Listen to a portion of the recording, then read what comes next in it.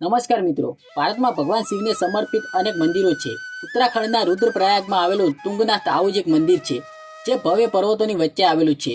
તે વિશ્વના સૌથી ઊંચા શિવ મંદિરોમાંનું એક છે. આ મંદિર 3680 મીટરની ઊંચાઈ પર આવેલું છે. તે પંચ કેદારમાંથી એક છે અને લગભગ 1000 વર્ષ જૂનું હોવાનું માનવામાં આવે છે. મંદિરના નિર્માણ વિશે કહેવાય છે કે પાંડવો દ્વારા ભગવાન શિવને પ્રસન્ન કરવા માટે તેની સ્થાપના કરવામાં આવી હતી.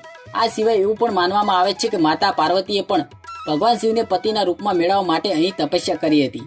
એવું કહેવાય છે કે ભગવાન શિવના હાથ અહીં બળદના રૂપમાં દેખાયા હતા, જેના પછી પાંડવોએ તુંગનાથ મંદિરનું નિર્માણ કરાવ્યું હતું. મંદિરનું નામ તુંગ પરથી ઉતરી આવ્યું છે, જેનો અર્થ થાય છે હાથ, અને ભગવાન શિવનું પ્રતીક નાથ.